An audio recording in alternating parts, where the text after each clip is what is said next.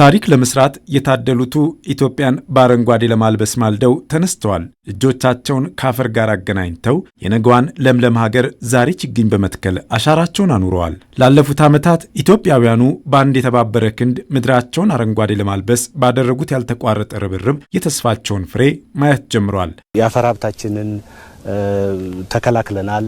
ኢትዮጵያን አረንጓዴ አልብሰናል። የደን ሀብታችን ጨምሯል። ያ ብቻ ሳይሆን ደግሞ በተለያዩ አካባቢዎች አዳዲስ ጠፍተው የነበሩ ምንጮች፣ ጠፍተው የነበሩ ሐይቆች እንደገና እየተመለሱ ነው። የዱር አራዊቶች ጠፍተው የነበሩ እንደገና እየተመለሱ ነው እና ብዙ በርካታ ጥቅሞችን ያገኘንበት ነው። በዓለም አቀፍ ሁኔታ ባደጉ ሀገሮች በሚለቁት የአየር ንብረት ከባቢ አየርን በሚበክል ጋዝ ምክንያት አፍሪካ እየተጎዳች ነው። ለዚህ ምሳሌ ለመሆን ነው ኢትዮጵያ ትልቁን ስራ እየሰራች ያለችው። ዛሬ በአንድ ጀንበር ሚሊዮኖች በመቶ ሚሊዮኖች የሚቆጠሩ ችግኞችን በመትከል ዳግም ያስመዘገቡት አስደናቂ ታሪክ በሌሎች ያልተቻለውን ማድረግ እንደሚቻል ለዓለም ያሳየ ብቻ ሳይሆን የራስ ሀብትን ከተፈጥሮ አደጋ ጋር ታግሎ መጠበቅ የሚቻል መሆኑንም ያስገነዘበ ነው። ተስፋን እንትከል የሚለው እንግዲህ ኢትዮጵያ እስካሁን ድረስ በነበራት ሁኔታ ዳር ድንበሯን አስከብራ ሉዓላዊነቷን አስከብራ የኖረች ናት።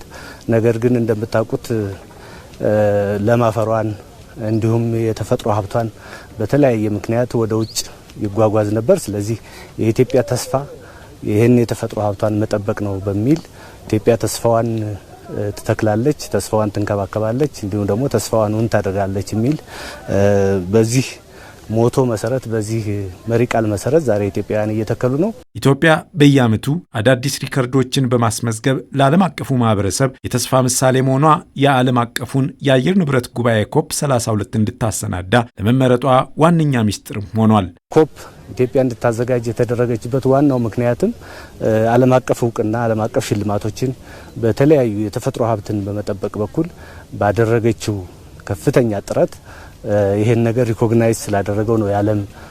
የዓለም አቀፍ መንግስታትም ዓለም አቀፍ ህዝቦችም በአጠቃላይ ኢትዮጵያ መጥተው የሚያደንቁት ነገር አንዱ ከተፈጥሮ ሀብት ስራ ጋር የሰራ ነው።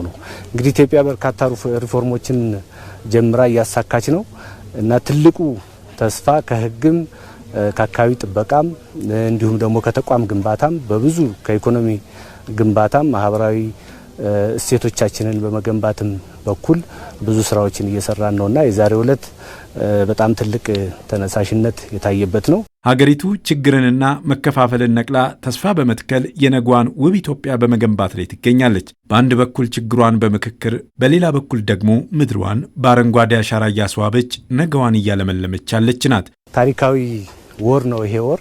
ምክንያቱም ሀገራዊ ምክክር ኢትዮጵያውያን በጋራ ሀገራቸውን ሊያንጹ ሀገራቸውን ሊገነቡ ያሉ ችግሮችን በጋራ ሊመክሩ እየመከሩ ያሉበት ወቅትም ነው እና ይሄ ወቅት በዚህ ሰዓት ይሄን ነገር ማድረጋችን ለኢትዮጵያ ሀገር የመገንባት ስራ ለዚህ ትውልድ ብቻ ሳይሆን ለመጪው ትውልድ ለልጆቻችን ትልቅ መሰረት እየጣልን ስለሆነ ተስፋን እንትከል የሚለው መርሃ ግብር ከዚያ የጀመረ ነው።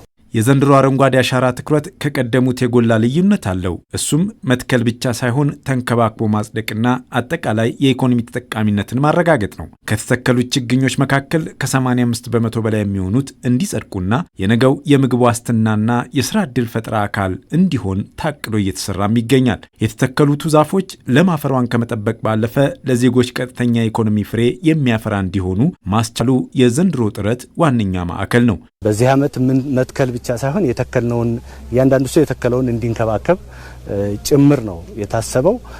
ከተጠቃሚነት ጋር የማያያዙ ስራ ኦልሞስት ባለፉት ጥቂት ዓመታትም ይሄ በርካታ ከ2.5 ሚሊዮን በላይ ወጣቶች በዚህ ዘርፍ ላይ የስራ እድል ተፈጥሮላቸዋል።